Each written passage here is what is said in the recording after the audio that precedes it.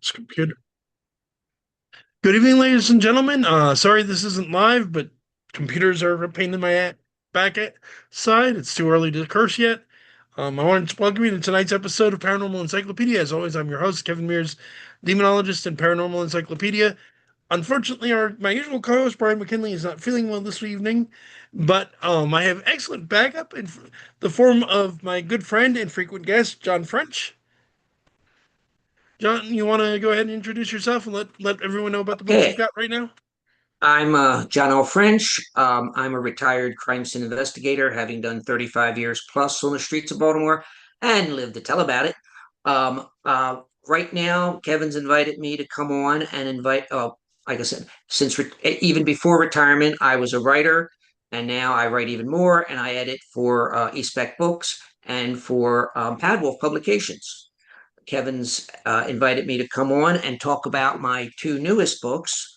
One is from eSpec, and it is the Red Jack Society. It is steampunk Victorian London, and the story is told against the background of Jack the Ripper, who in this world is called Red Jack. The other book is The Return of the Diesel Kid. It is a collection of stories set in a retro future Harbor City, and I basically it's a collect like I said, it's a collection of stories. There are horror stories, there are superhero stories, there are caper stories, there's a few ghost stories, and if you're familiar with my work, you will see how I sort of bring everything I've done in the past into the retro future of Harbor City. It sounds like a lot. See, the problem I had when you first sent me the title is Return of the Diesel Kid is like, wait a second, am I missing something? Because assumed it was a sequel. But that's definitely up my alley. I know I've read some of your superhero stories, I think set in Harbor City, which have been a lot of fun. And I know your horror will very well and enjoy it. So I'm looking forward to it. I mean, the obvious jump to me immediately is, of course, the Red Jack Society. Um, Because even the moment I saw the title, I thought Jack the Ripper, because that is one of his many nicknames. Is that one of the ones I that just wanted to do something that would separate it from all the other Jack the Ripper books out there. And so the best way of doing it is to rename him. Besides, his fate is a little different than whatever the Ripper's fate was. which is, of course, one of the great mysteries of the 19th century. It's what happened to him? Did he get arrested for something else? Did he get executed quietly to cover up who he really was? Did he get bored and move on? Who knows? Because I want to say, wasn't there a very similar series of killings in Boston a few years afterwards? That was actually, I think that was the inspiration for Batman Gotham by Gaslight, which starts with Bruce Wayne having returned to Gotham, having spent some time in London studying under a master detective, and you Hmm, can guess who that was. I And wonder. then um, when he returns, he finds out that apparently Jack the Ripper has followed him. Do not watch the movie; it is heretical. I tried to watch the movie. I didn't care for it, The ending is heretical. which is Not at unfortunate. all. I mean, what was it? The Doom that came to Gotham or whatever. The That was Cthulhu one. wonderful. That was I great. thought that was great. I didn't read the Yeah, comic, but I saw the movie and it was wonderful. It was great. It was a great combination of Batman and Lovecraft. I agree, and I like those Elseworld style things. I've read one of the most Yeah. famous Batman, Elseworlds Red Rain, Yes, that was good. There's a it's just finished. Stay away from Gargoyle Gotham. That didn't turn it took 2 years to finish 4 issues and it didn't turn out well. Gargoyle Gotham. Yes, it just but if you haven't if anybody out there hasn't started the Absolutes DC's Absolute series, it's wonderful. Absolute Batman is one of the best tellings of Batman I've read in a long time. Cool. But we are here to talk about the Yes. redacted signing Diesel Kid. I'm trying to think of how much can you say about the how you said it's set to the backdrop of the murders. How much can you say about more about that without spoiling? Oh, I don't spoil anything. First of all, the background of the story is that a few years ago, well, every year Danielle Ackley McPhail and eSpec Books puts out an anthology that is themed to that year's Telltale Steampunk Convention. Um, the my first one was A Cry of Hounds, and the theme was Arthur Conan Doyle and giant hounds. Given what I did for a living, I immediately asked to do Sherlock Holmes. I was told Sherlock Holmes has already been assigned. I think his name is Mark Abbott, who is like one of the top Sherlock Holmes writers. And so I said, well, I understand that. I'll find somebody else. And then I got the idea of a mechanical hound because this is a steampunk universe. Hmm. And because I was looking forward to writing, it was the footprint of a mechanical hound. And she says, somebody's already taken a mechanical hound. Okay. I started thinking about a giant hound and I said, can I have an Irish wolfhound? And she said, yes. And then I thought, can I blow up an airship? Because what's a steampunk more than blowing up an airship? So she said, yes. And so I created a character named at the time Sergeant Adrian Hope, which I did not know at the time was one of the names that Arthur Conan Doyle was planning to call Sherlock Holmes. And I gave him as a partner. Hope works for Scotland Yard. I gave him as a partner Canine Constable Grace O'Malley. Well, her real name is Grania Amol, but the powers that be are not comfortable with Gaelic, and I probably mispronounced it horrible. So they changed her name to Grace O'Malley, and everybody calls her Gracie. She is a great galumphing beast, and Sergeant Hope basically has her arrest people by saying, "Gracie, give him a hug," and they stop. It's a And bloody so Irish wolf those sound. working together, those two solve the mystery. Solve the mystery of the exploding airship. Um, for the fourth anthology, the third one was Stoker Shelley mix, and it's set in the same universe, but Adrian's not in it. For the fourth one, it was the theme was Lewis Carroll and cats, and so Adrian's back, and he's looking for the. If you're familiar with the poem, "The Hunting of the Snark," um, he's the bellman's back in London, and Adrian's job is to find him, find out what he's doing, and stop whatever he's doing. And it's another Adrian Hope and Gracie story. By this time, he's an inspector. Now, using this as my inspiration, I had an idea for not necessarily a Jack the Ripper story, but an aftermath of Jack the Ripper, or an alternative theory that the reason they couldn't catch him was that there was more than one person who was committing the crimes. And it was sort of like a Hellfire Club where you had to kill a prostitute in order to be as an initiation into this club. And Hope was to be commissioned to look into this by none other than Queen Victoria. Queen Victoria likes Hope, but she likes Gracie a lot better. I gotta say, she prefers the dog. She I've read prefers the dog. Yes. those two stories. Yeah, she prefers the dog. So anyway, I started writing this, and as things happen, I no Danielle did not ask me to do this. This was just sort of something I was going to write for myself and stick it in the eventual collection. But it kind of grew, and essentially, Hope is not assigned to the Red Jack case. He's given something even worse. It is the abduction and murder of children. Ooh.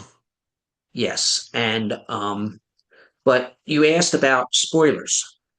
Um, I tell the reader in the on the very first page, I list the victims, and then I mention that not only was Jack caught, he did not survive his capture.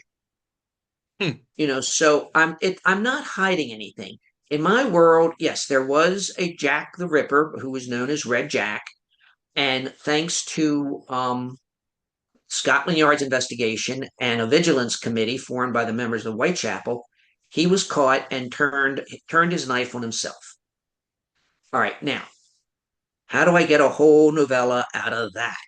Well, basically, the first part of the novella is um, Hope and Gracie first of all, trying to find the killer of this young boy, which leads into a conspiracy, and which leads into basically, a lot of people doing bad things and getting bad things done to them.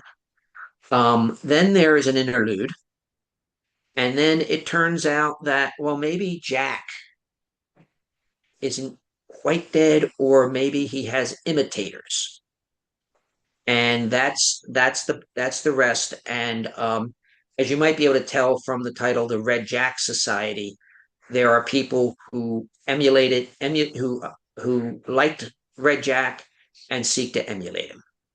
And so it sounds supernatural, and there are horrific elements in it, but it is essentially a steampunk Victorian um,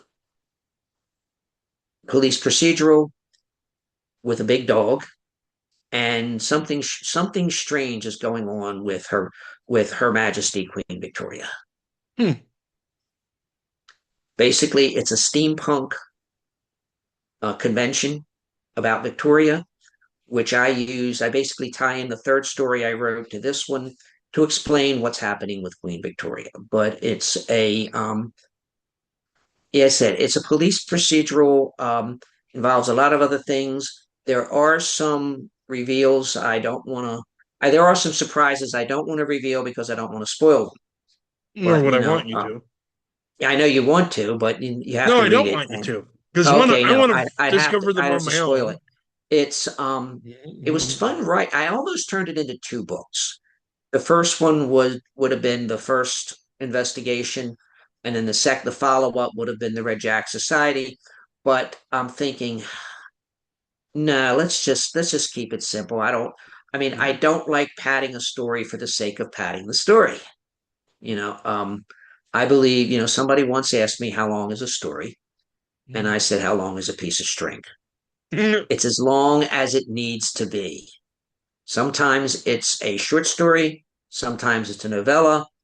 Every once in a while, I drift close to novel length, mainly when I'm writing with Patrick Thomas. Um, but that's how my book before this from Pad Wolf, which was the Death on Omega Station, was supposed to be a short story. Mike McVeigh had asked me to write something, and I figured, well, I'll write it. And when he asked me where it is, I'll have it ready. So I started writing it about the murder on board a space station. And what he wanted was one of these, everybody thinks this happened, but it turned out to be that happening. So in order to do that, I figured, well, I need to define my characters. I need a few non-Terran intelligent races. And so by the time I started describing them, all right, I already have 5,000 words. No way I'm going to finish this up in about 8,000. So I said, oh, what the hell? It's going to be a novella. And it's basically, I describe it as if you liked Babylon 5, if you like the Star Trek episode Journey to Babel, you'll probably like this one. And I believe I've got. I'm almost positive I have the copy of that one You on my probably tablet do. or somewhere. Yeah, you probably do. But so I'm comfortable with the novella length of stories. It allows you to expand the story, but it keeps you from straying too far afield and throwing in stuff that's not needed. See, I just sat after I had Pat on the last time. Actually sat down and wrote a very short story that only turned into 3 pages, and it's currently sitting on my hard drive because I have a feeling it's like I want to go back and add to it, but I'm not sure where yet. Yeah, So it needs to just sit. yeah. The shortest story I've ever written was called Until, if I may. Yes, please. I'll love you until the day I die, he told her. I know you will, she said, and slowly picked up the knife. Whole story in a couple of lines. Yep. The increasingly popular two-sentence horror story, as they say. Yes, that was And yeah, actually a cover. That was actually a cover to a comic, the back cover of a comic book. nice. So yes, I just squeaked in through the door, but I'm a comic book writer. And it doesn't take much. It's like you've got a entire story right there in two sentences. Yeah, yeah, yeah. But getting back to Red Jack, it was fun. Built, I'd already built part of the world in those two stories. This allowed me to flesh it out. Coming in with from other units of other units of or other Scotland Yard. divisions of Scotland Yard, coming up with how they caught Red Jack. Um, I will confess that this being a steampunk world, I was tempted to have them build a smallish automaton, dress it in women's clothing, and wait for Jack to go after it. The I'm happy to say I resisted that temptation. Red Jack Slayer 9000. It has Yes, its but potential, but probably better yes, that was utilized. one of my original ideas, but I'm thinking, just because you thought of it doesn't mean it's good. And of course there's little bits in there with Jack Adrian Hope builds a crew as a stakeout in a pub. And of course, if you do that, you've got to create the pub, and then a couple of different things. What would a up and coming soon to be member of parliament be like? How would he behave? Um, so it was fun writing the book, and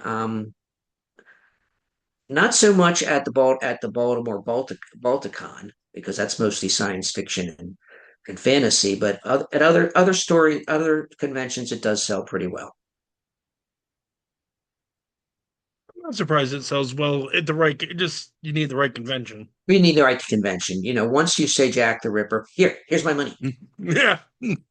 It's like I If I was at a didn't know convention. you and I heard Jack the Ripper book, I'd probably Steampunk Jack the Ripper. I would have bought the book. Yeah, it's just like I was at a show in Glen Burnie, Maryland, called Halfway to Halloween. First of all, it's set up in a nearly abandoned shopping mall. About Ooh. half of about a third of it is still in operation, and you can maybe add it half if you count the J.C. Penney's. Hmm. I think the fact that there's a movie theater there is keeping a Mhm. lot of the food vendors alive, Probably. in business. But we went to the totally abandoned area, and we all set up, and it was a horror convention. And Sounds there like was a this great gentleman. idea for a horror convention. Oh, it's great. There was a gentleman there who was a Dracula buff. He was a vendor, and everything he was selling was Dracula related. Hmm. And he found out that I had a book called Murder at Castle Dracula. I know it very well. And I actually bought a Dracula book from him, and he came over and returned the favor. And I said, well, I can sell you the original copy for a little less, Detectives of the Abyss. And he says, no, I have to have Dracula on the cover. Okay, fine. It's That like, okay, works. here, I'll take your money. Yeah. Yeah, so it works well at certain conventions. But Do you you know if said they're going to do something, that convention again anytime? which halfway to Halloween? Yeah. Yes, they'll do it. roughly 6 months after 6 months after October the 31st. Because I might want to apply. Because I've been meaning to try to talk at more conventions. And that sounds right up my alley. Okay. So I should reach out. The guy also does fright reads Mm. in October, which is in Howard County, the Howard County Fairgrounds. It's Okay. basically one big literary horror book festival with other vendors there, and it's just a fun time. Now there is a magic act I was developing some years back, and I have all the props. I have everything I need to actually do it, but I've never actually gotten to perform it, which is actually a Victorian style séance. Mm. It's like I'd love to Well, actually do something with. I have the props. I know that I have the routine figured out. I just need somewhere to do it. I'll if I can find his email, I'll send it to you. I appreciate it. Okay, but before we came on, you mentioned something about a general discussion about our dear friend Jack. Yes. So you shared with me. Why don't we share with the audience? Since of all the people I've had on the show regularly, you're the one who knows the most about true crime. What is your Okay, opinion of who did it? Aaron Kosminski. Um, and that is speculation based on new forensic evidence. Apparently, a blood-stained shawl from let me see who the victim was. Mhm. A blood-stained shawl from Catherine Eddowes, who was Jack's fourth accredited victim, has been some of the blood has been traced back to descendants of this Aaron Kaminsky through familiar DNA. So if there is a strong candidate for Jack the Ripper, it's this Aaron Kosminski. I'm more concerned, and obviously, I just didn't. Well, I did make up the story, but I tried to be as period accurate as possible. And the first page lists Jack's supposed victims, and I have my doubts about one who is Elizabeth Stride, who was killed on the same day in the same area as Eddowes. Mhm. She was killed with a single slash to her throat. And the theory is, and it might be right, is that Jack was going to do worse, but was interrupted and fled the scene, leaving her dead before he could mutilate her. The other alternative is that there are two separate crimes, and Scotland Yard figured why why would we want two people we why would we want two murderers we can't identify? Let's just give this to Jack, and we only have one person we can't identify. So we'll never really know. And there may have I forget the name, but there may have been a woman pre Mary Ann Nichols who could have been like Jack's first victim.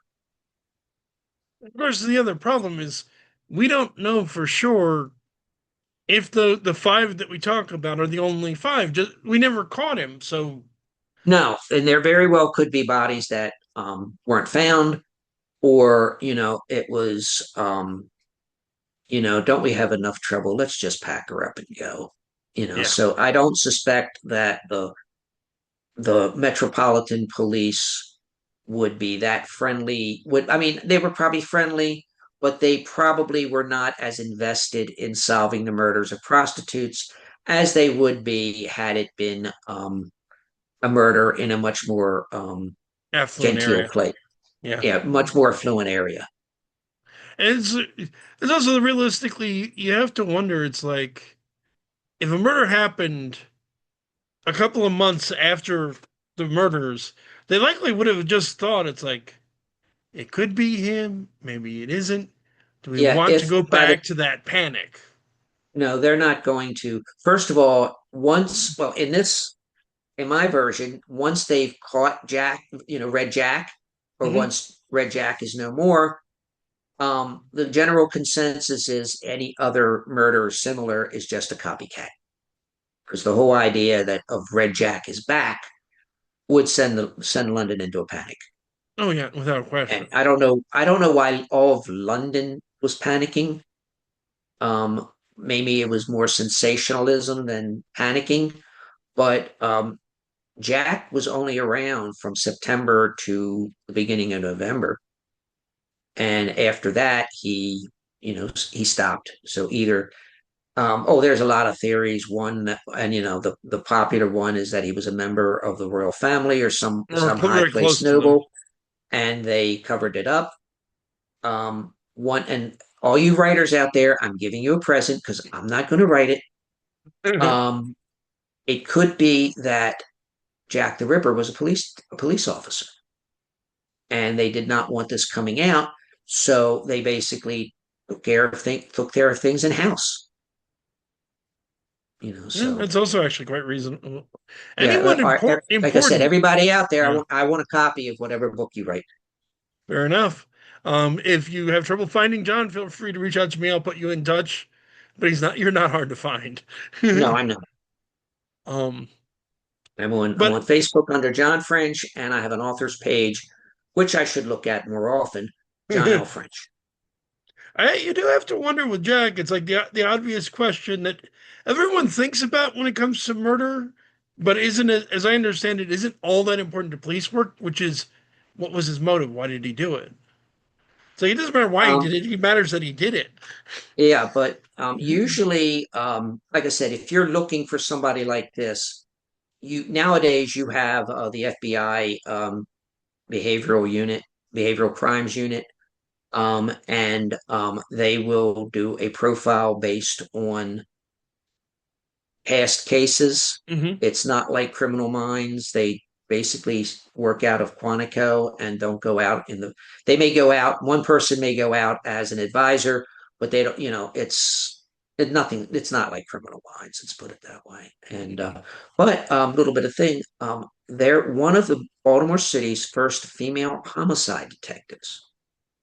Left the department, transferred over to the FBI, and was working in behavioral crimes unit when somebody named Thomas Harris came by looking to do research, and a little bit of this detective found its way into Clarice Starling. So a little bit of Interesting. Baltimore City Homicide Unit is in But Silence of the Lambs. the most famous fictional serial killer of all time, I would think it's safe to say. Yeah, probably the best known, but there's a lot of good ones out there. Oh, this is true. They don't But all, Anthony Hopkins did such a delightful yeah. job. Now, without going into detail, I can tell you that in my 35 plus years on the streets of Baltimore, I have had occasion to work or be involved in some serial killings. Most of them are nothing special. They're just pathetic people looking for attention and are taking it out in a fatal manner. You know, but they're not the heroes and glamorous monsters we see in the fiction. No, they're pathetic losers. Uh, Yeah, Which to me that it's like to me that should almost be a given. It's like they're murderers. That makes them by definition people that shouldn't be given any respect or seriousness. yeah. The crimes can be Well, interesting, but it's like we need to stop glamorizing the people who commit them. yeah. Well, there's a line in Red Jack in which the medical examiner and Louis Dufresne, um, that's my own little. I'm going to give this away. My full name is John Louis French. Um, Part of the French family came over. Well, put this way, the French family came over with William the Conqueror, Okay.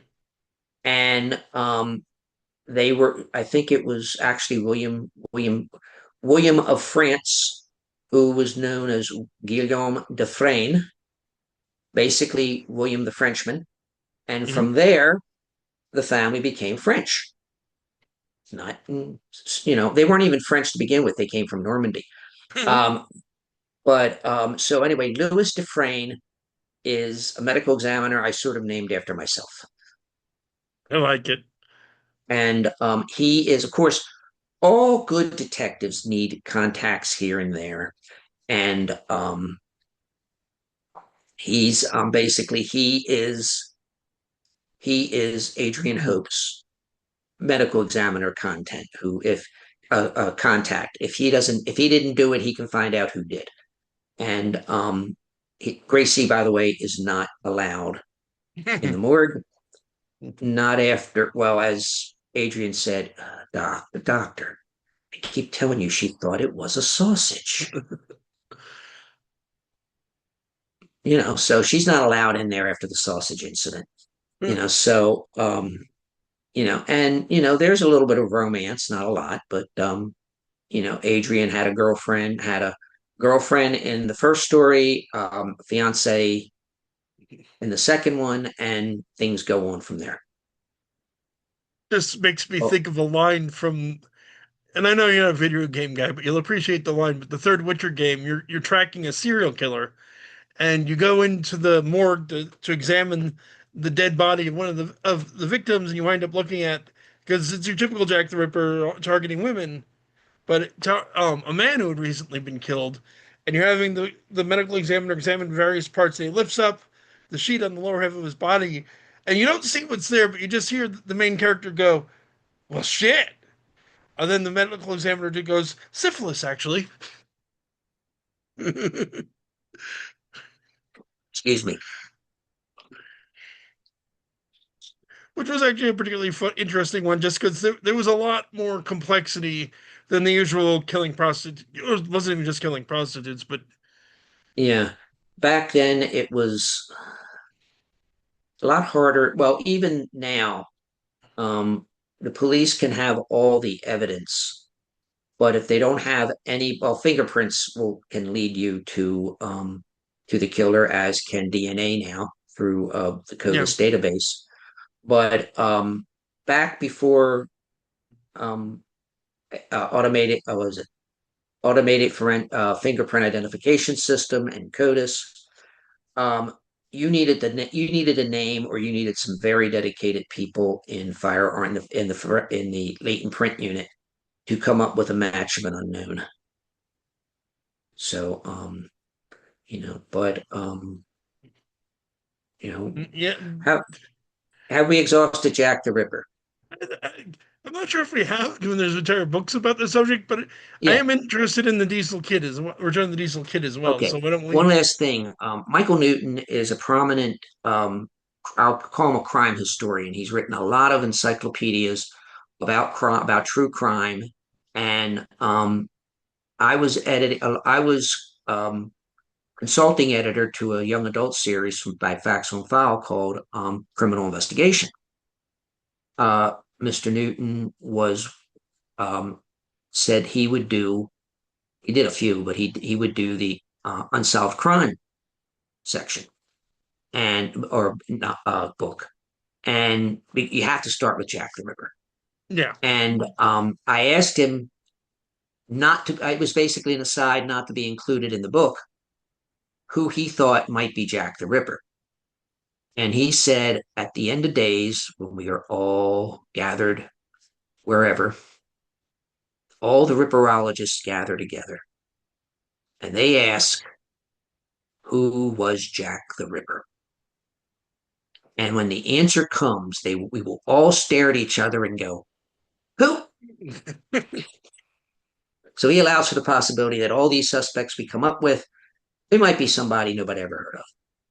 The one with the genetic link seems the most promising, but I think Yes, other it than does. that, there's a good I chance it's going was to be some random person. I was doubtful, but on reading more about it for the Red Jack Society, um, I basically figured, yeah, it was our it. If anybody has a good chance of being Jack the Ripper, it's probably Aaron Kosminski. And doing a quick search of it while we were talking, it's like the Scotland Yard did at least consider him at one point. The name's Yes, not like he out of was. left field. Yes, it wasn't like, besides, why else would they check DNA? They've got possible Yeah. DNA, and they might as well check back on all, the suspects' descendants. I was gonna say it's Jack the Ripper, so it wouldn't have shocked me to hear they were just curious. And they ran the DNA against everyone we've got on file, and Yeah. eventually this is what got spit out. because I could see somebody being interested enough to do the work. Right. But my other book, Return of the Yes. Diesel Kid. That is this a collection of stories, as I mentioned, they are retro. All right, first of all, when I first started writing, I didn't always want it to use Baltimore. I created this city called Harbor City, mainly because before Baltimore's Martin Luther King Jr. Boulevard, they had a placeholder name and it was called Harbor City. Hmm. So yeah, nobody knew where Harbor City was, but there was an exit for it. Um, and so when I needed a fictional city, I just went to Harbor City for my first novel, The Devil of Harbor City. And I returned there. My nightmare stories, which are set in mostly New York. He visits Harbor City. Harbor City plays a big deal in my three cryptid novellas, as does a character named Theodore Syn, Syn, after Christopher Syn, the Scarecrow Romney Marsh. And not by coincidence, Theodore Syn is tall and lanky and reminds people of a scarecrow. So they call him the Scarecrow. Um, he had a nephew, Jericho Syn, who doesn't really believe any of his uncle's stories about cryptids or Guayo or anything like that. He has settled himself in Harbor City, and the book is called The Wages of Sin, again, Syn. And he's the guy you now, well, The Devil of Harbor City was about Frank Devlin, who was a police officer who set out to clean up the criminal gangs any way he could. His nephew is basically he was a police officer. Now he's an unofficial private eye, and he basically you can find him in the back of a bar called the Shadows, and you go to him if you have a problem no one else can or will help you with. And that too is set in Harbor City. So when I started writing these stories, the first one I wrote was a caper novel for an anthology that didn't quite get off the ground called Sidekicks versus Henchmen. And this was a henchman story. And it was about a group of henchmen who were going to help the Card King rob the grand prize from a solitaire tourney. That's how dull Harbor City has gotten that everybody turns out to watch people play solitaire.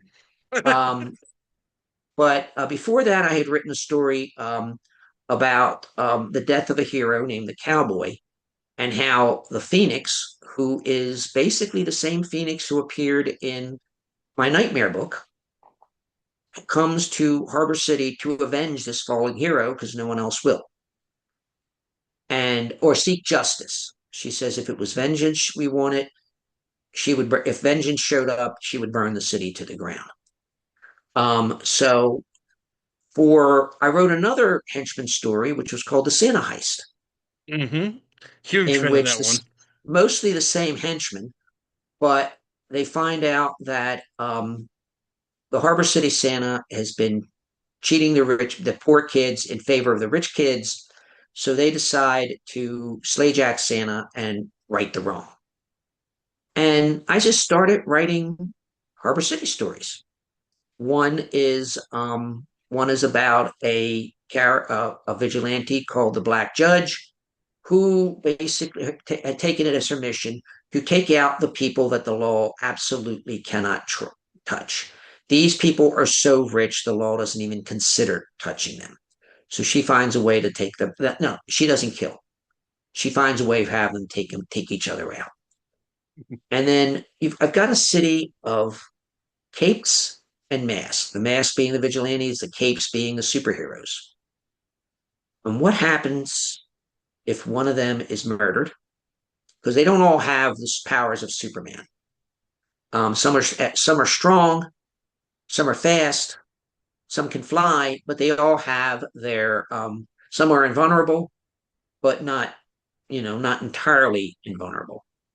So what happens if one of these capes gets murdered or commits a murder? Well, that's where the Harbor City Devils come in. They're a branch of the Harbor City Police Department who basically, if need be, they will take you out. They are, forget, there is a rule against killing. They are the exception to the rule. They're the ones who deal with rogue superheroes or the murder of superheroes. And you'll probably appreciate this. My main character, my main devil, is a man named Damien Shaw. Shaw being the last name of the nightmare. Mm. His two assistants, um, Morgan and Margot, their last name is Sin. So yes, I see them as descendants of Theodore Sin and Jericho Sin and a few sins I haven't written about.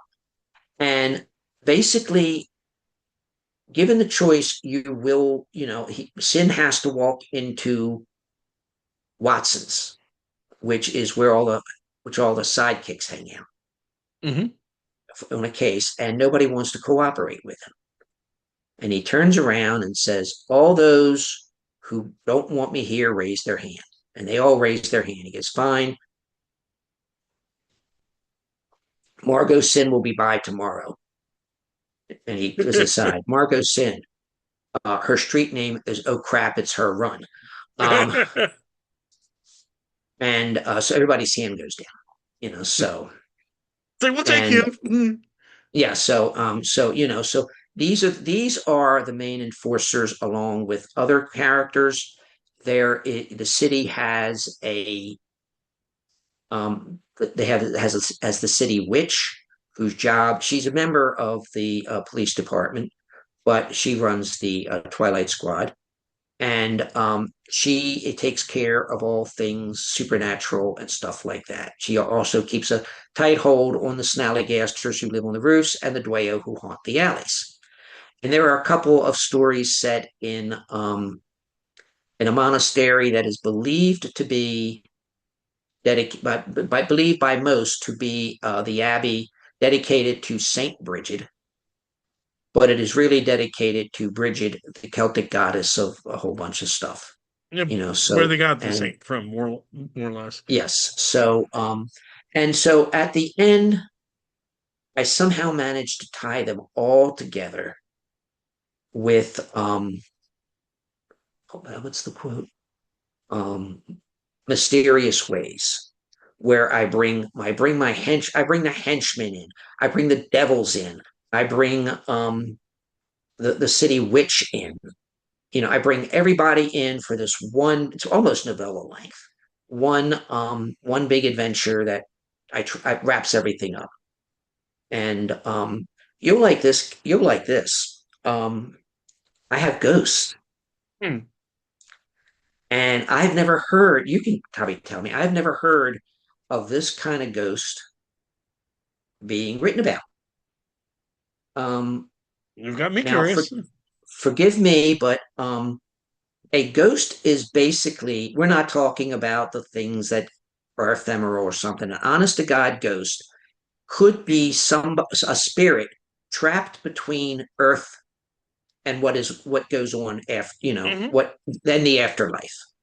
Yep. So I figured, what about all those people who are in cryonic suspension?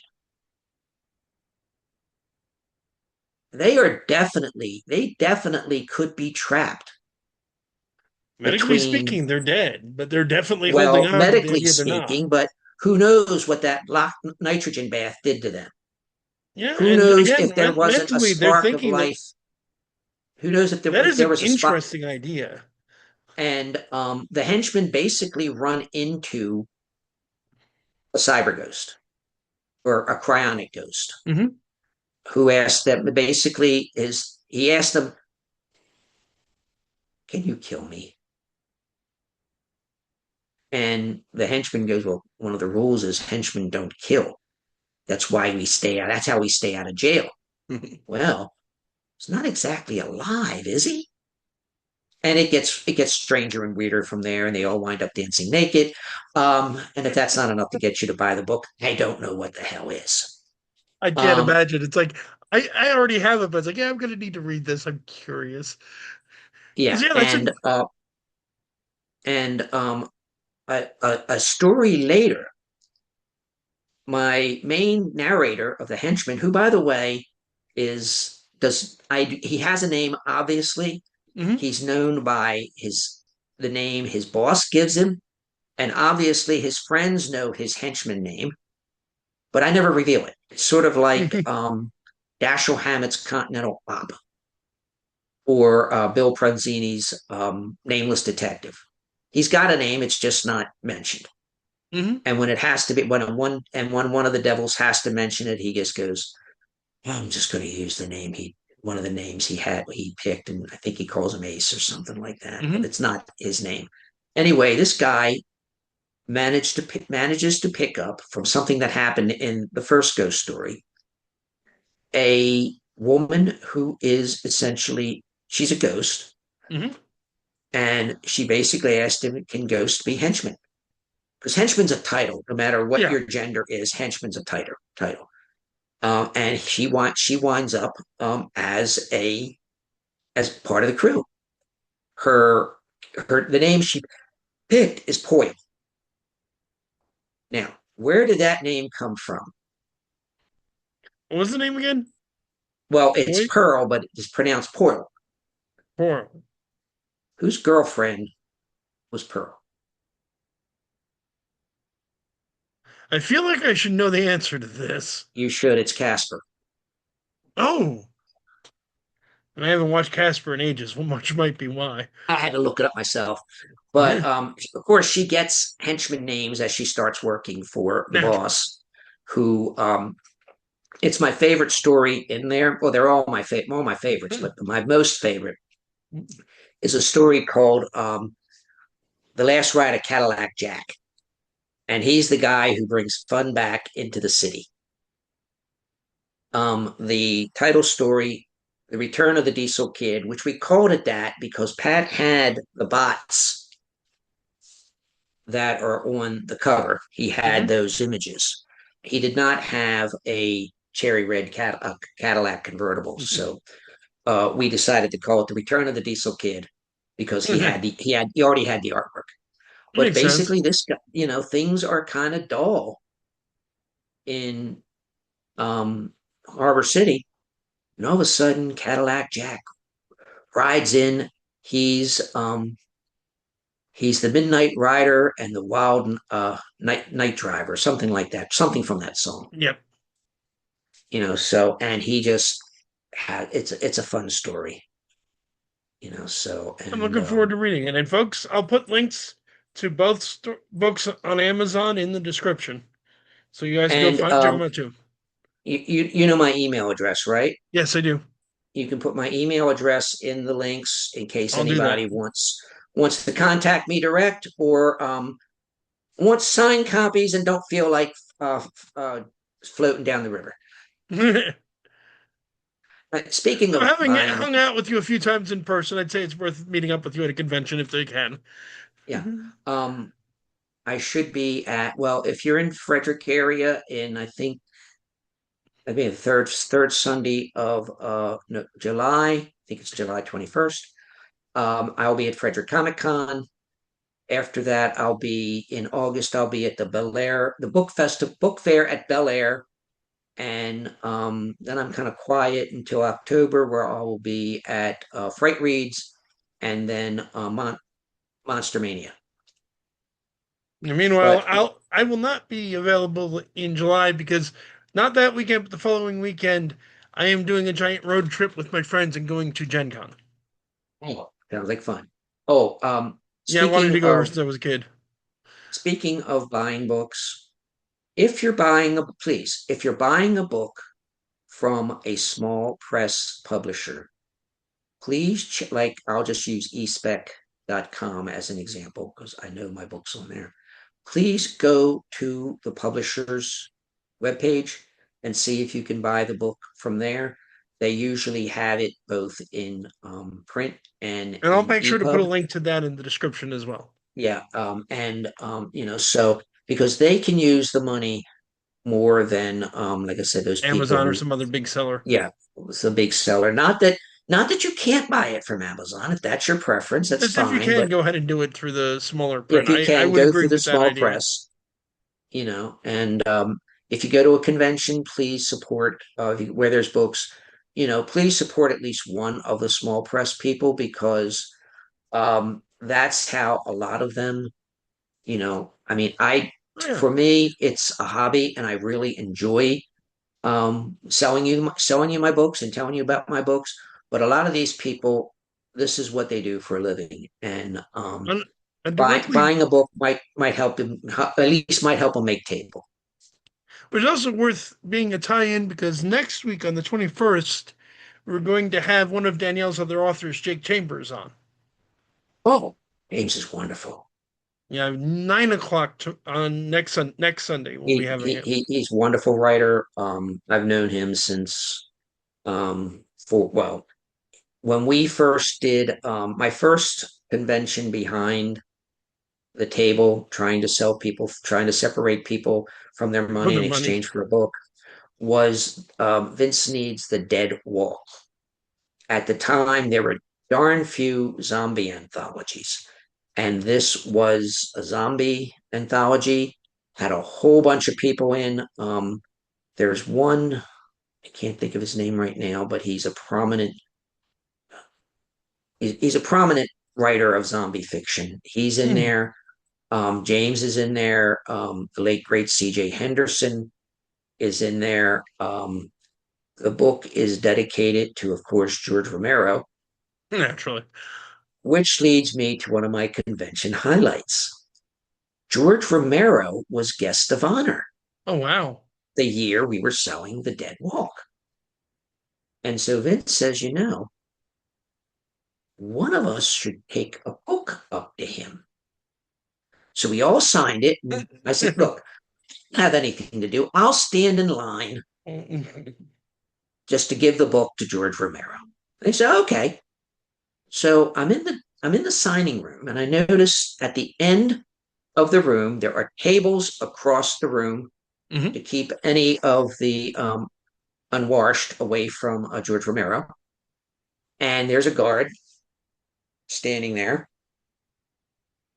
and I look at the line, and I said, "Crime Lab, don't wait in line." So I walked over to the guard, and he's looking at me when I said, "Look, I don't want to come through. I'm part of a group of writers. We've written an anthology of zombie stories. It's dedicated to Mr. Romero. Could you please see that he gets it?" He thinks for a minute, yells, "Hold the line!" Pulls the table aside. He goes, "Go ahead." So I walk over, I give the book to George Romero, I shake his hand, and I come back and they go, "You're done already?" Shake the hand. I shook the hand of George Yeah, Romero. it's George freaking Romero. Not Yes, even I that mean, big on I got to zombies, and talk. still, It might have been 2 minutes, and he probably forgot me 10 minutes later, but I did get to meet George Romero. which is still very cool. Yeah, I like it. Um, as far as I know, he did not call any of us to see if he could make a movie out of any of our books, but that would Probably have been not. even I'd be cooler. curious if he read it and what he thought of them, but who knows? It could, it would have been nice, but he probably gets so many. But Oh God, I I like don't to doubt think it. he read. The other cool thing I did at a convention is it was Balticon 50, which was about 10 years ago, and it was it was a change of hotels. It was a change of management. Things were a little strange, and very few people got the panels they asked for. I wound up on this panel with Larry Niven, who Oh, I is know. Yeah, I one know him. of the grandmasters of science fiction. He helped his stories along with Ray Bradbury helped me get me into science fiction. I And read his so, take on Dante's Inferno. oh yes, the hit with Jerry Cornell. Yep, I read that one. I read the sequel. I thought they were both fantastic books. Yeah, and but so anyway, I we talked, and nice to meet you, Mr. Niven. Oh, Yep. thank you. And he went off his way, and I went off back to the table. Well, about a couple hours later, no, the next day, I get a phone call from Pat, who's all the way on the other side of the room, and it's like, "Hi, want to come over and sign a book for Larry Niven?" Yeah. And Niven had come over, and Pat gave him he gave him one of his books, and he gave him Mermaids 13, Hmm. which is obviously an anthology of mermaid stories. So Pat and I both signed it, and we wound up talking to Larry Niven for about 20, 25 minutes. Nice. We started out with Mr. Niven and ended up with Larry. So, and again, I doubt very much if he remembers the encounter, but it was It kind of was a neat. big And deal to him. somewhere I have a photograph of him, Yeah. Pat, and me. Nice. It's one of the best Yeah. things about conventions is just getting the interesting people you meet and interesting things they write you could spend money on for me. Yeah. It's kind of interesting. Everybody has their own choice, has their own preferences and all that, which is one of the reasons I'm glad I write a whole bunch of stuff. Hmm. They come over and I always ask, what do you like to read? And as long as they don't ask for romance, westerns, or historical fiction, I got it made. Although I have been somewhat successful in passing off Frankenstein Monsters of the Abyss as a romance, a gothic romance, no less. Having And read it, I can see it. yes, mine's a little more graphic than I'd like to put on over YouTube, but Hmm. it gets the job done. And I also try to convince them that um, both the Frankenstein Monsters of the Abyss and Murder at Castle Dracula are, in a sense, historical novels in Alternative one. history, but still history It's adjacent. it stretches, yeah, but Yeah. as long as I'll try. They walk away without me trying to sell them something, then I don't sell them anything. And I'll say this. As you probably know, and some of our listeners may know from us having Acre on a few times, have you ever heard about the Icelandic translation of Dracula? I've heard of it, yes. And among the many other very interesting changes, the fact the introduction implies it's based on something that actually happened. Both the implication in the introduction and the implication in general would be the Ripper murders. Mm, But having read or listened to an audiobook version of the Icelandic translation, it does imply that yeah, Dracula is more or less true. So I've got so far the reason I don't want to write the Jack the Ripper was a police detective or something like that yeah. is I've written the novella about Red Jack in my first Simon Toombs collection, The Magic of Simon Toombs. Hmm. I come up with a variation on Jack the Ripper. I come basically the first idea was there's this woman, she's psychic, and her shtick is she channels the spirits of dead authors and does signings.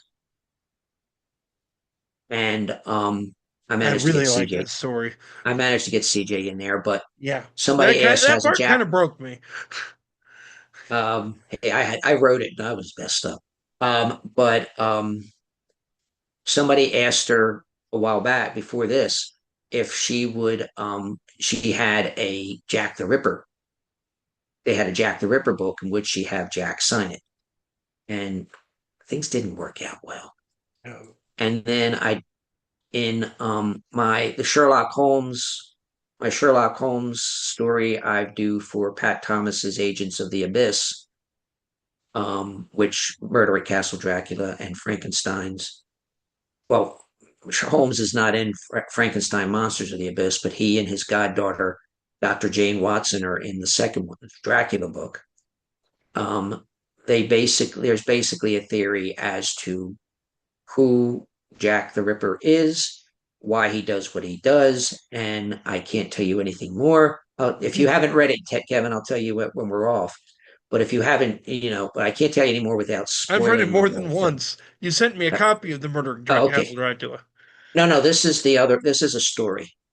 Which story? Probably read it.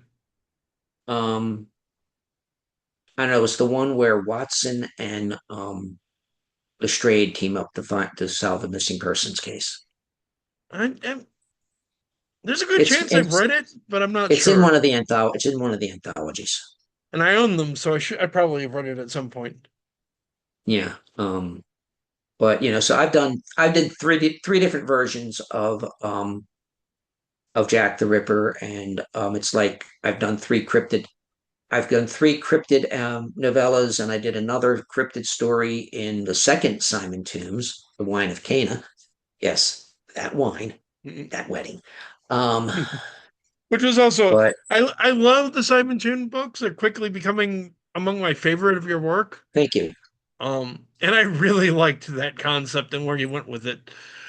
Which what the Wine of The Cana? Wine of Cana. Yeah.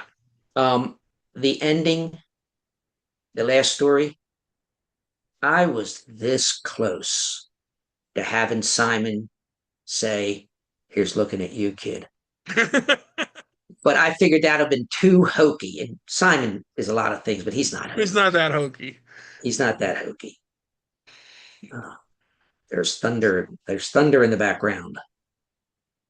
Yeah, it must be on your end. I don't hear it here. Yeah. Fortunately, I'm on I've got a laptop now, and I'm on battery. So if the power goes out, You're hopefully the good. uh, hopefully the Wi-Fi won't go out. Yeah, that would be my problem. Is if the power goes out, there goes the Wi-Fi. Yeah, Luckily, I probably. haven't lost power much here living here. Oh, I wish you hadn't said that. The weather gods listen. Yeah, but John, you know what I've spent the last 30 years doing. You don't think I'm prepared for that? Oh yeah, yeah. I've got a few books in the pipeline. Mhm. Uh, um, Gray Rabbit Press has the second in Pat's and mine's Jack uh, and Annie Gardner books called The Smuggler's Shuffle. The third Okay. one is written, but I'm the only one who's read it so far because I'm waiting for Pat to come out with the finish up. All right, I have a detect. One of my first characters was Matthew Grace. He was a Baltimore City Mhm. police. He was Baltimore City CSI who becomes a private eye. And the first book was called Private Sins. The second book is called Mortal Sins, and now he's a forensic investigator for the Baltimore City State's Attorney. And the third book is going to be called Conventional Sins, and he's now the head of security at a Harbor East hotel where they are holding a 4 day long science fiction convention over Labor Day. So it's not Balticon, folks, because they do Mhm. it during Memorial Day. And it all started because Pat dared me to do something. Pat, never tell an author he can't do something. Um, Pat created this character named Bikini Jones. Mhm. She is Doc Savage in a bikini. And if you can get that image out of your mind, good luck. But no, she's been, when she was young, she was cursed to wear a bikini, always wear a bikini, and only wear a bikini. And he said, John, I'm sorry, it's set in a completely different universe of any of yours, so it looks like there's no crossovers. You don't know me very well, do you? And so basically, I decided that Patrick Thomas was going to be a world famous author, the creator of of Bikini Jones, whose movie franchise Marvel and DC only wish they had. So it's the most successful adventure movie franchise ever. Pat is best-selling author, and well, things happened at this hotel, including the very first. In fact, there's actually a real now.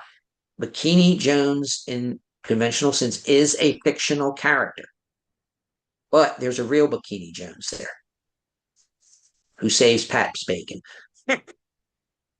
And and let's it's be just, honest, when has being a fictional character stopped anyone from doing shit in reality or in other fictional universes? yeah, well, so basically, yeah, I crossed it over, but I kind of cheated because the character Bianca Bikini Jones is not in the book except for this one. But the Pat's character Bikini Jones is not in the book. Yeah, But Pat's book Bikini is Jones in the book. is in the book. It's like, besides, So multiverses are all the once rage it right comes now. She out, we'll can't. be cross selling. It's like, are you gonna tell Bikini Jones she can't go dimension hopping? I think she'd be offended. Yes. Well, I mean, there's a way I could do it if I really put my mind to it, but this way was funnier. Oh no, I like this way. I just say it's like Pat, buddy. Of course they can cross over. There's always a Well, way.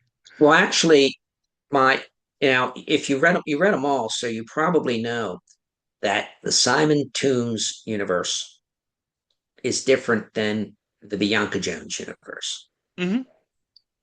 But in Simon Toombs, his his associate, his companion, Fell, basically said when he says, "I wonder," basically says, "I'm looking out into heaven." She starts laughing. She says, "You're in heaven. This is just this creation, this world, this universe is just a small part of God's heaven, of God's Yeah, creation. There are other universes that are also a part." So that one little phrase lets me yeah. throw Simon anywhere I want.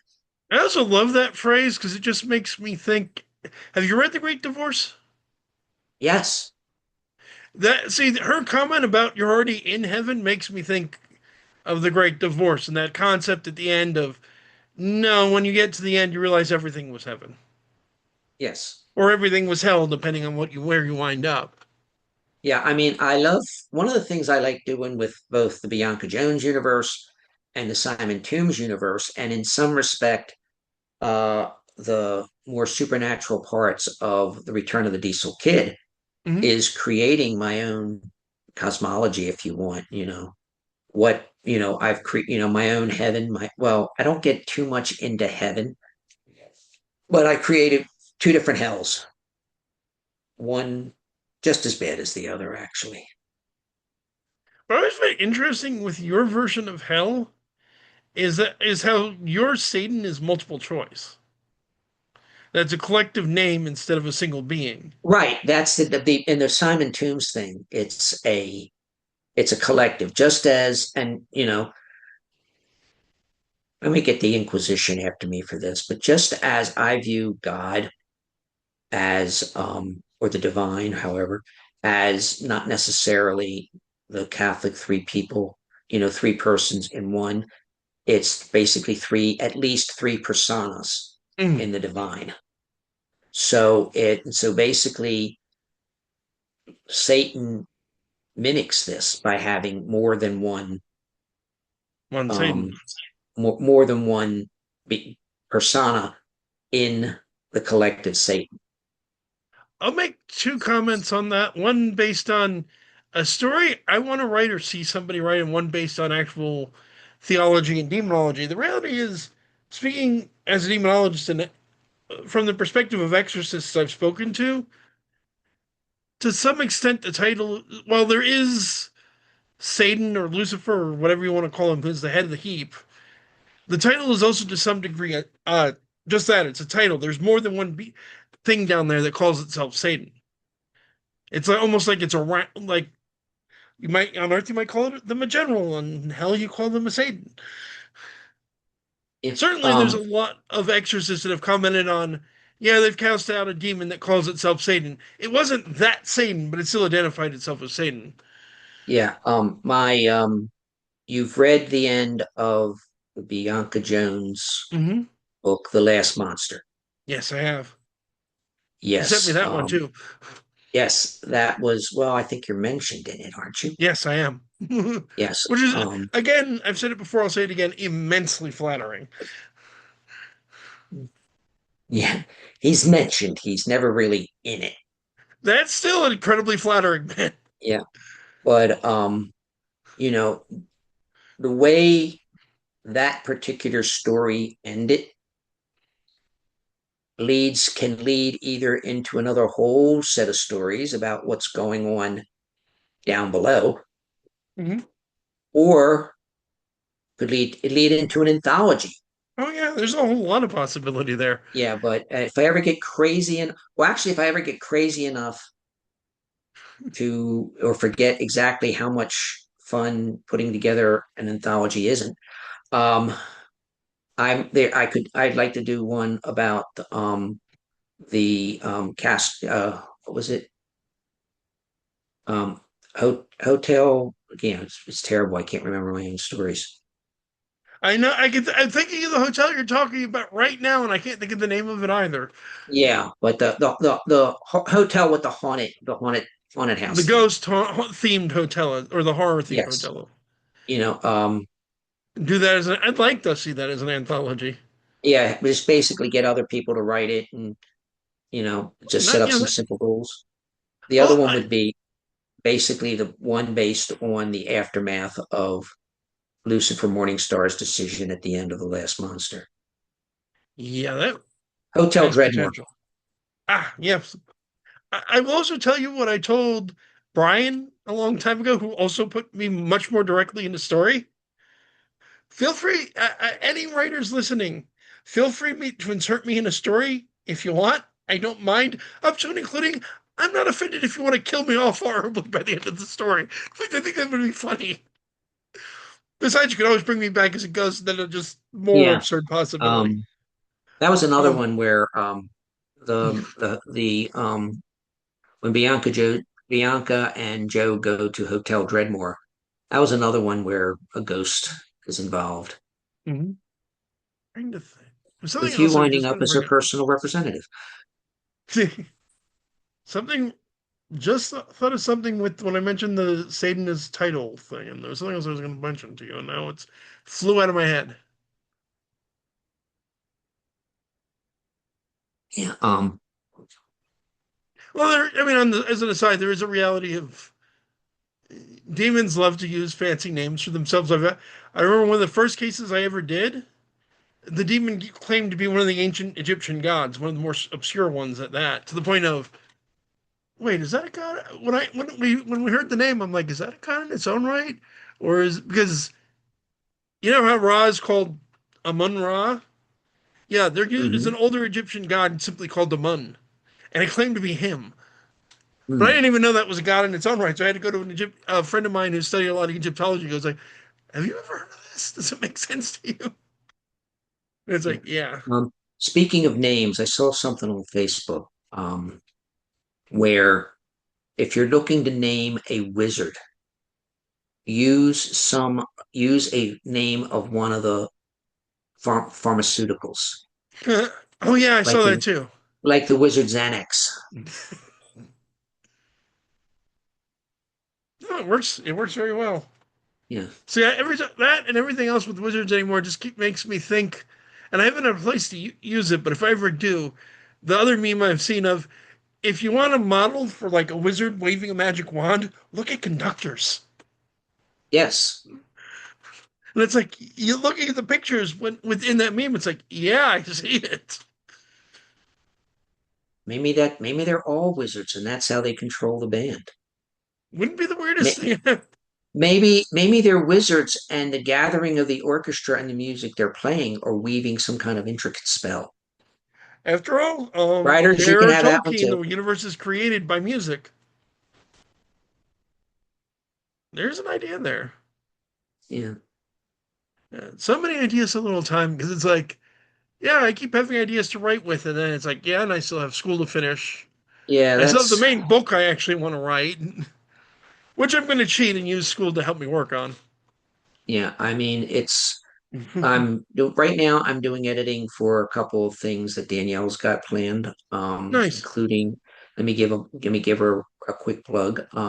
One of them is a charity anthology called A Heart for Hounds, where all the proceeds are going to I forget what she said. It's not necessarily a shelter, but This is a charity that I provides was just equipment talking to her about this the other day. Like, equipment I to don't remember. for shelters. Hmm. And right now, the Kickstarter did well enough. They're going to do a second book called More Hearts for Hounds, and they'll come out together. And right now, we have quite a number of stories for them, and Good. they're all wonderful. And I went ahead and did a new Adrian Hope story based on the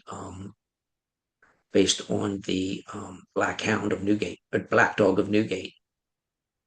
Remind me. That sounds familiar. Okay, during one of the famines that Hmm. England seemed to have problems with, um, they, of course, the prisoners, everybody was starving, but the prisoners in Newgate Prison even more so, Yeah. because who are you going to feed first and who are you going to feed last? Um, and this man who is arrested as a sorcerer, Hmm. and I don't know why they didn't just set him on fire, but he's arrested as a sorcerer and he's thrown into Newgate. Ever hear the expression of a new prisoner being called fresh meat? Hmm. The prisoners took that quite literally. Oh God. And as he's being consumed, he curses them. He is a sorcerer after all. He curses them. Thereafter, as they escaped or were released, a black dog hunted them down and killed them. Okay. So this is basically carrying on the legend basically late 1800s steampunk England. Which is a wide. I mean, the black hounds or black dogs, or they go by a bunch of different names. Are a widespread myth all over Europe. There's one of the other prisons I remember. I want to say in England, or it might have been Germany. But every time someone was put to death, supposedly a white dog appeared at the gates of the prison for like Yeah. years. Oh yeah, you figure there's starvation. There's packs of dogs running Oh around. yeah. But particularly these stories of these huge, usually demonic, not always, sometimes associated with fairy dogs, that entire packs of them hunt across like the nights. The wild. You ever heard of the wild hunts? Wow, what? Wild hunt. Oh yes, yes. Yeah, same sort of idea, except sometimes some areas are haunted by a specific big black dog, or some families, some prisons and things like that. It's an Yeah, omen of death, or sometimes they just run people down and devour them. It's where yeah, Doyle got the idea for Hound of the Baskervilles, was that mythology.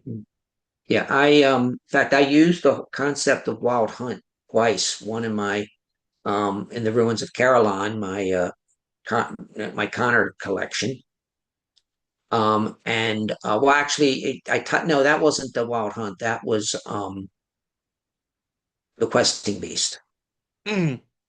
But I had the wild hunt revived in the Bianca Jones The Little Ass Monster. Hearn called it, Hmm. and it was led by a were Yorkie. I remember the werewolf. Yes.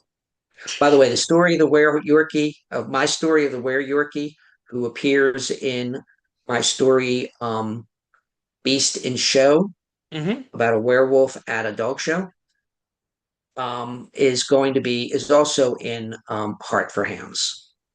It is such a Danielle's fun taking story. re, ta- Danielle's But taking was taking both reprints and new material. mm, and hey, it's a dog. It's a werewolf at a dog show. What more do you want?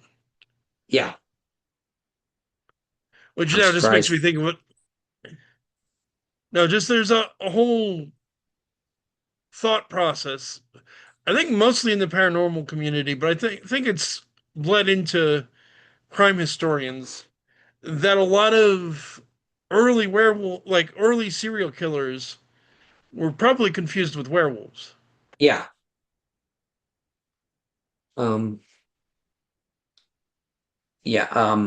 When I was working at Jack in the Box, and I had just read about Stump Peter, Hmm. and just so happens there was somebody working there whose last name was Stump. they seem quite pleased to learn that they may have had a werewolf in their ancestry. It's always fun. People associated with werewolves is the sheer number of people for obvious reasons associated with the witch trials. And for the record, with the sorcerer, why they wouldn't burn him? It's England. England didn't burn sorcerers; they hanged them. Oh, okay. Oh, they Um, just burned heretics. yes, that is the difference. In most of European law, witchcraft is a form of heresy, so it's potentially punishable by her burning at the stake. In reality, more often they killed the person and then they burned the dead body at the stake for good measure because they didn't want a vampire. In English law, it isn't being a witch that's a crime, it's what you do with magic. It's cursing people that is a crime, and therefore it is a traditional criminal case, and you are hanged basically for murder. Which is why of the 19 plus about 39, 40 people that were killed in the United States, directly executed in the United States for witchcraft, 19 in Salem and around 30 more in Connecticut. All of them were hanged. Then, of course, famously, the one guy was crushed to death, but they're not sure if they were trying to kill Giles Corey or get a confession of Giles Corey. It's vague. But more stones or more weight, more Yeah. weight. The interesting question there is why. One, a lot of historians now think, and the records aren't clear, I've read them, but a lot of historians now think, one, that he actually was refusing to stand trial, not just refusing to give a plea. And You two, know, that it might not have made any difference. It might have at that he might have reached the point when they finally started piling the weight on. That it didn't matter what he said; they were going to kill him. yeah. Wouldn't it be ironic if instead of saying more weight, he was screaming, "Wait, wait! Oh, more weight! Possibly. No, wait!" He was a really ornery old guy, so it seems likely he actually did mean just no more weight. Yeah, screw you. Yeah. Although it's a thought. No, with my last two terms coming up, it's like I'm gonna have to pick final paper topics for history, and it's like if I've got carte blanche, I'm gonna just take all the research I've already done into the witch trials to write about those and make a paper out of it. Might as well use it. Yep, I got it Oh, all saved, there's. and it's an Are excuse you to do are more you research that maybe will get me back on writing the book. are you familiar with it's a Facebook group called Con Inual. No, I'm not. It was created during the 2020s in 2020 because none of us got out. So Yeah, they figured they'd start their own little online convention. And nice. they have panel discussions and all that. And somebody suggested I get involved because they had a crime track. Hmm.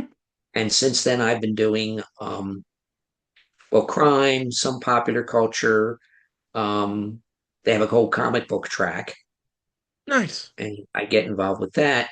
And I should look into this. they just started a history track. They do a history panel once a month. So you may Maybe want I to will look just in talk on to them. Because you may especially want to I'm look also in on thinking and planning at this point on branching out and doing a shorter side series about minority groups history because I'm very much of the opinion that we shouldn't have things like Black History Month, not because they aren't important, but because Black history should be so integrated into how we teach right. history. The idea is silly. You're not saying we shouldn't have it. You're We saying shouldn't need it. we shouldn't Yeah. need it. So I'm thinking about, and it's like I'm doing this history degree. I don't have my bachelor's yet. That'll be October. But I found all sorts of fascinating stuff to talk about. And I know my first topic, I want to talk about a concept in the 19th century. Well, two related concepts, one of which is called romantic friendship, and the other is a Boston marriage. Oh yeah. There is a mystery series. It's been running for what we watch it on Prime. Mhm. It's called the Murdoch Mysteries, and it's set in Toronto. It's a Canadian TV show. It's set in Toronto, and just about every living Canadian actor has been on it. And they did get into the concept of Boston marriage. Nice. And it's like, and there's so many other concepts. There's a woman I posted on Facebook about a while back that did the refused to move to the back of the bus 9 months before Rosa Parks, and she was instrumental in the lawsuit that ended bus segregation in Alabama, who, by her own choice, never got much publicity for it, particularly because she was an unwed, pregnant 17-year-old, Mm. who looked like your typical gawky 17-year-old. Yeah. And they thought that as the older, more librarian-looking woman that she was, Rosa Parks was a better model for the civil rights movement. And it's like I respect that, but the fight's won. You got desegregation. It's time her story gets told too. Yes. There are a lot of um there are a lot of people who, because of their gender or their skin color, do not get the mention They deserve. that, wasn't there, I might be wrong, but wasn't there a woman who rode, who basically did the same thing as Paul Revere did? I think so. I'll have to look it up because the other big part of it Yeah. is I'm going because I know how people are. I'm going to include peer-reviewed sources on every video. So it's like, yeah, if you're going to tell me I'm wrong, go read the sources and find your own. Yeah. Because Just I'll like back there was my stuff up. again, and it's saddening that I don't remember her name. There was a woman who worked with Watson and Crick And on the structure of DNA. I don't remember her name either, but she was critical to that research. Yeah, but Like they took credit, and it was very much unfair she did not get named. oh, Of of course, course, and I'm sure Well, you know her, but one of the people I think is the most remarkable in recent scientific history, the sex symbol that invented the modern world, Hedy Lamarr. oh yes. I'm sorry, I almost said Headley, but that's a completely different subject. Um, yes, I mean she did a lot. And it's one of the other things that always bugs me is half the time when I see people talk about Black history or gay history, they talk about very minor figures, and it's not that those figures aren't important, but it's like if you want people to recognize how important this history is, you need to talk about the people that impacted everyone, not just some guy who did this thing. The guy who invented the man who invented traffic lights was an African American. It's like that's important, but compared to the work of so many other people, Oh, I think inventing the traffic light is important. true. But black person, compared to say, and I can't think of his name either. It was a black man who first invented blood transfusions. Mm. It's like traffic lights are important. Blood transfusions. And regardless, it's just more. It's information people should be talking about that doesn't get the attention it deserves. And I find it enormous fun, and I think people will be interested. And if Yeah, I piss sounds some good. people off, that's okay too. I've never minded that. Uh, It is now. uh, Wow. Kevin, I think we're going to have to wrap this up. My Yeah, I was computer about to is say telling me it's actually. about to run out of power. Yeah, and I have two discussion posts to make in my history class so that I am caught up for the week, and they're due at Okay. midnight, so I can Well, get to that. one last plug. Yes, The Red Jack Society from eSpec Books, and The Return of the Diesel Kid from Padwolf Publications. links in the description, and I should be able to find links to Padwolf and I know I can find it for eSpec Okay. instead of just Amazon, but I'll put Amazon down for everybody so we have Oh, all the yes. sources. But John, thank you so much as always. It's been a Oh, thank you for blast. having me. You're welcome. You like all of my guests. You are welcome back every time. Sincerely. Okay. All right. If you think I could contribute, just let me know. Yep, I'll let you know. And folks, remember to tune in next week when we'll be talking to Chambers about his upcoming book. That's going to do it for tonight, everyone. Thank you so much for listening. This is your host, Kevin Mears, Paranormal Encyclopedia and Demonologist, saying good night and God bless. And Night. good night. And somewhere Brian is saying keep your fangs short or sharp, excuse me.